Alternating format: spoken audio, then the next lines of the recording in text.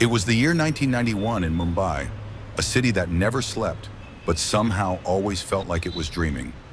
The streets buzzed with life, the honking of Fiats and ambassadors, the chatter of street vendors, the distant clang of a local train rattling down the tracks. For Sam, this city was home, chaotic yet comforting. Every morning was the same, the rush to catch the 6:30 a.m. local to reach college in time, the mad scramble for a seat, and the familiar faces of friends, acquaintances, and strangers who shared the same daily routine.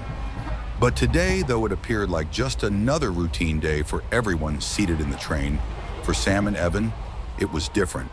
Unbeknownst to them, this day was going to change everything. The sun kissed the college lawns as Sam sat quietly at one of the weathered tables in the bustling college canteen. The familiar hum of conversation and clatter of steel plates filled the air, but he found a moment of peace amidst the chaos. Students hurried around him, grabbing quick bites between classes, laughing and gossiping in the way college life always demanded. Just as his thoughts began to spiral, the sound of laughter pulled him from his reverie, and there she was, walking in with her usual group, effortlessly standing out in the crowd. Evan, with her oversized shirt tucked into faded denims, her hair tied up in that casual, charming way with a handkerchief. She was the kind of girl who didn't care about blending in or standing out. She was simply herself, and that was enough. Sam's heart skipped a beat. It was a common friend, Shika's birthday, and she distributed a few homemade chocolates. When she reached Sam and Evan, only one oval piece remained. A quick, mischievous grin spread across Sam's face as he broke the chocolate in two. He handed half to Evan. Conjuice. Evan teased, her voice childlike yet filled with charm. Sam chuckled, noticing her eyes sparkle in the afternoon light. Sharing is sweet, He replied, offering her a playful wink. It was a simple gesture, a shared moment that planted the seed of something more. Days later, Sam boarded the crowded local train, making his way to his usual spot in the gents' compartment. To his surprise, there she was, Evan, with her unique style of tying her long hair with a handkerchief, standing confidently among the group of male passengers. The wind blew through the open door of the train, causing Evan's hair to brush gently against Sam's arm. He couldn't help but smile. She was different, not like the girls who carefully stayed in the women's compartment. No, Evan was bold, unapologetic, and wonderfully refreshing. You're brave for traveling here every day. Sam said, stepping closer. Evan laughed, her laughter like music in his ears. Maybe I like the challenge. Besides, I hate the chatter in the women's compartment. She said with a playful twinkle in her eyes. For the next 25 minutes, they talked about everything and nothing, words flowing easily between them. By the time they reached their destination, a bond had formed. They decided to travel together from then on, always finding each other in the sea of passengers. One evening, as they boarded the train with their usual group of friends, Sam casually remarked, You know, you were right about the chatter in the women's compartment. Girls can never stop talking. Evan shot him a sharp look, her lips curving into a smirk. Oh, really? I bet you could not go without talking for this entire journey. Challenge accepted. But if you lose, you have to drop me to my taekwondo classes every day. Sure, but what if I win? That we will see. Evan didn't say another word, her expressive eyes daring him to take her seriously. For the entire ride, they sat in silence, but their eyes spoke volumes. The quiet between them was comfortable, filled with unspoken emotions. Sam found himself stealing glances at her, her mischievous eyes locked on his. There was something about her, something different. She didn't fit into the typical mold of what people would call feminine, but that was exactly what made her so captivating. Her oversized shirts and faded denims, the way she tied her long, silky hair with a simple handkerchief instead of a fashionable clip. Everything about her was refreshingly unpretentious. No makeup, no frills. Her lips, bare and natural, had a quiet confidence about them, as if they didn't need the gloss or lipstick other girls flaunted. Her mischievous eyes, however, were the real draw, playful, deep, and full of life, like they were always holding back a secret. Sam couldn't help but admire her unique style, the effortless way she owned it. She was a puzzle, a beautiful enigma that drew him in with every passing moment. The silence between them wasn't awkward. It was a dance filled with a tension he hadn't felt before. The more she remained quiet, the more he realized how much he wanted to listen to her speak, to know her thoughts, to understand her more. But in that moment, it wasn't about words. It was about the quiet intimacy that was growing between them, stronger than any conversation could ever be. He knew he was losing the bet, but somehow that small loss felt like a much bigger gain. And as the train pulled into the station, he found himself wanting more than just to hear her voice. He wanted to be the reason her eyes sparkled the way they did. When the train pulled into the station, Evan smiled triumphantly. Guess you're walking me to Taekwondo?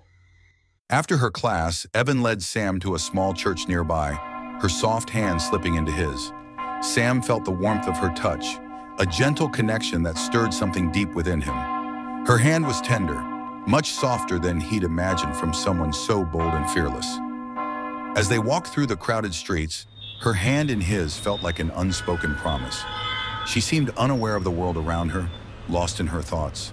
But Sam was acutely aware of every step, every heartbeat. You're different, Evan. She looked up at him, her eyes twinkling again. Different good or different bad? Definitely good. Sam said softly, squeezing her hand. It was New Year's Eve, and they were at their favorite spot with a group of friends, Pinto's Hut, a secluded beachside cottage. The night was quiet, illuminated only by the soft glow of moonlight. The music was low, the breeze cool, and the two of them were swaying to the rhythm, lost in each other's presence.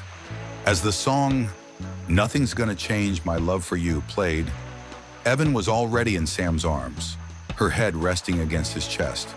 The world around them faded into the background. Sam pulled her closer, her breath warm against his neck, her hair brushing against his cheek. He whispered in her ear, his voice barely audible but filled with emotion. Would you like to be the mother of my kids? The words tumbled out of him without planning, without hesitation, and for a second he wondered if he had crossed a line.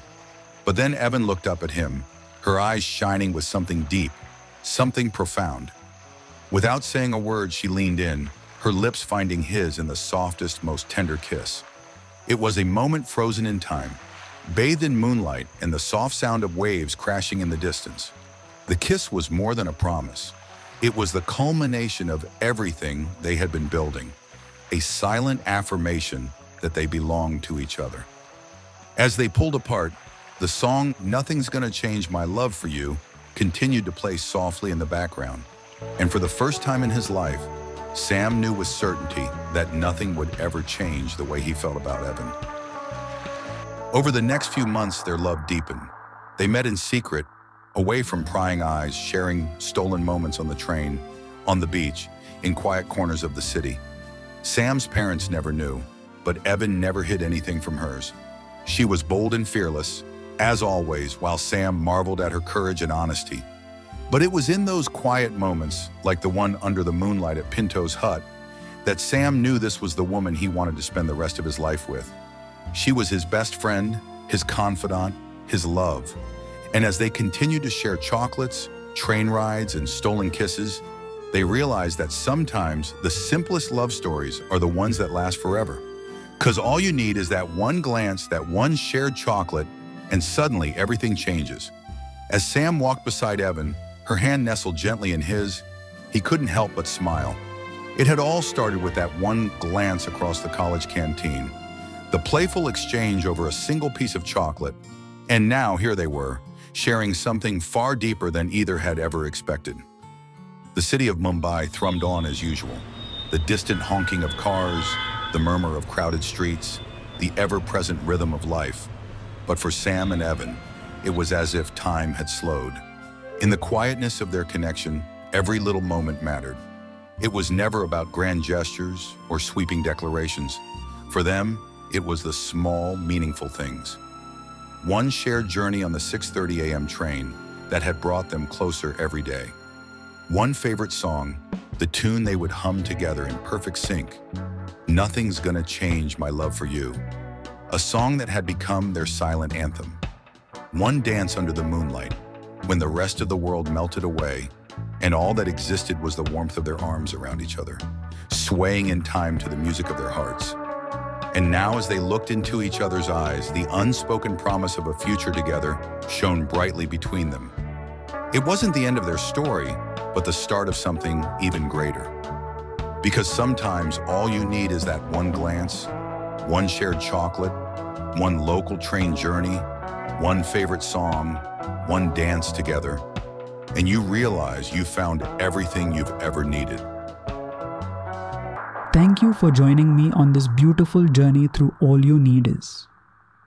We've explored stories that touched our hearts, sparked our imaginations, and reminded us that love, whether fleeting or forever, shapes who we are. As this chapter closes, I hope these tales brought you as much joy, passion, and reflection as they did to me while creating them. Love comes in many forms, unexpected, imperfect, and extraordinary, and it's this very essence that keeps us going. This isn't goodbye though. It's a promise that the stories don't end here. Because as long as there's a heart beating somewhere, there's always a new story to tell. Until we meet again, keep love alive in your hearts. And remember, all you need is, don't forget to like, share, and follow All You Need Is on Spotify, Amazon Music, Apple Podcasts, JioSaavn, or wherever you listen. This is Nauzar Pardiwala signing off for now. Take care and stay tuned for more to come.